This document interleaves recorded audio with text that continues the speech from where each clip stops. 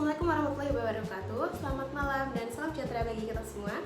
Perkenalkan, nama saya Lensi Syama, NIM 0447288155 dari program studi ilmu hukum semester 8 UT Daerah Semarang. Kepada yang saya hormati Ibu Siska Oktaliasta selaku tutor mata kuliah Public Speaking, serta teman-teman mahasiswa semua yang saya banggakan. Pada kesempatan kali ini saya akan menyampaikan suatu hal yang berkaitan dengan kehidupan kita sehari-hari, yaitu tentang perkembangan teknologi berupa artificial intelligence dengan tema deepfake culture ketika realitas bisa dipalsukan dan kepercayaan digital mulai terkikis perlahan. Selamat malam Bapak dan Ibu semua. Kita hidup di zaman yang sangat canggih. Nah, saking canggihnya nih, wajah kita bisa dipinjam tanpa izin, foto kita bisa diedit, video kita bisa diedit untuk menghasilkan konten baru yang tampak nyata seperti aslinya. Kalau zaman dahulu nih, kita melihat berarti percaya. Tapi kalau zaman sekarang, kita melihat pun harus dicek kebenarannya.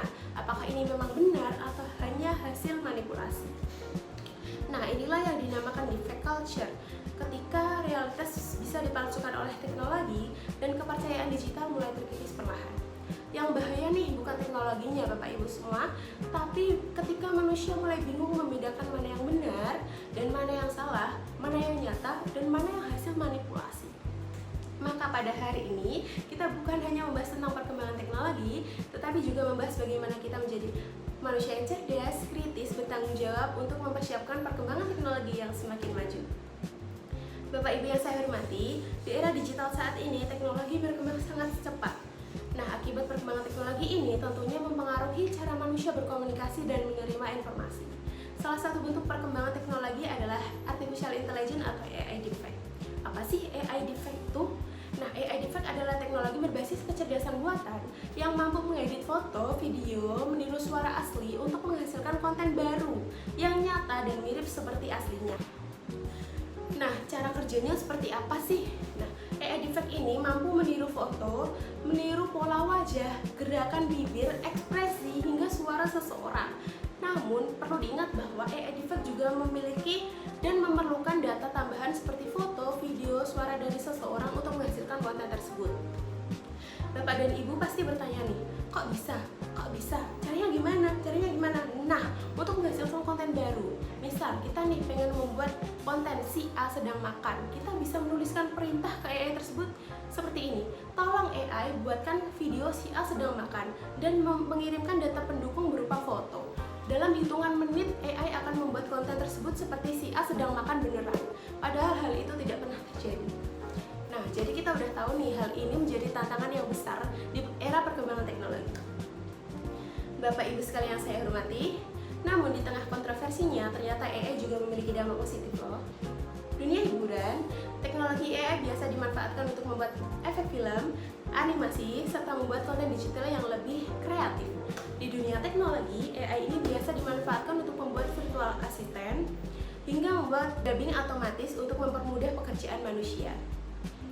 Jadi Pak Bu, teknologi ini tidak sepenuhnya salah dan tidak sepenuhnya berbahaya, tetapi bagaimana manusia memanfaatkan teknologi tersebut untuk mendapatkan hal yang bermanfaat. Namun Bapak Ibu, tidak bisa dipungkiri bahwa teknologi AI ini juga mempunyai dampak negatif. Nah, saya akan berikan satu contoh. Misal nih Bapak dan Ibu, tengah malam mendapatkan telepon, "Halo Pak Bu, ini anaknya lagi di jalan tol, bannya kempes, tolong dong transferin aku," gitu. Nah, Bapak dan Ibu tidak boleh langsung percaya. Kita harus memastikan bahwa apakah ini memang anak Ibu atau ini hanya teknologi yang menirukan suara anak Ibu. Nah, kita bisa mengantisipasinya dengan menanyakan apa makanan kesukaan Ibu atau siapa nama kecil Ibu. Nah, kalau jawabannya benar, fix itu anak Ibu, tapi kalau salah, fix itu hanya teknologi yang meniru suara anak Bapak dan Ibu semua. Nah, kita sudah tahu nih bahwa teknologi ini semakin pintar dan HP juga semakin pintar. Jadi, teknologi itu bisa membawa dampak positif dan dampak negatif. Dampak negatifnya juga masih ada lagi loh. Biasanya digunakan untuk pembohongan, penipuan, penyebaran informasi palsu, dan bisa mencemarkan nama baik seseorang melalui video yang diedit. Nah, di Indonesia sendiri pernah muncul kasus tokoh publik yang videonya diedit seolah beliau sedang mengatakan sesuatu, padahal video tersebut tidak pernah terjadi dan beliau tidak pernah mengatakan hal tersebut. Akibat video yang dengan cepat menyebar di sosial media menyebabkan miskomunikasi dan misinformasi, sehingga terjadi kesalahpahaman antara masyarakat dan terjadinya penyebaran informasi palsu.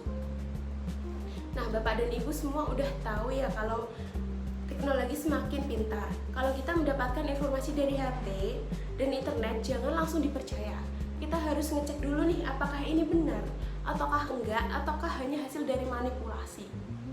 Sebagai penutup nih Bapak dan Ibu, kita ibaratkan bahwa teknologi ini adalah pedang bermata dua.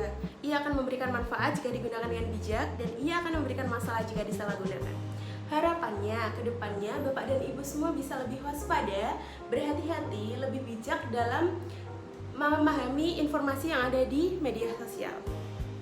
Semoga kita semua senantiasa diberikan kebijaksanaan untuk memilih mana yang benar dan mana yang salah, serta semoga kita semua senantiasa menjaga keharmonisan dan kepercayaan di tengah teknologi yang semakin berkembang. Mungkin itu saja yang dapat saya sampaikan. Mohon maaf apabila ada salah kata. Terima kasih atas perhatian Bapak dan Ibu semua. Wassalamualaikum warahmatullahi wabarakatuh.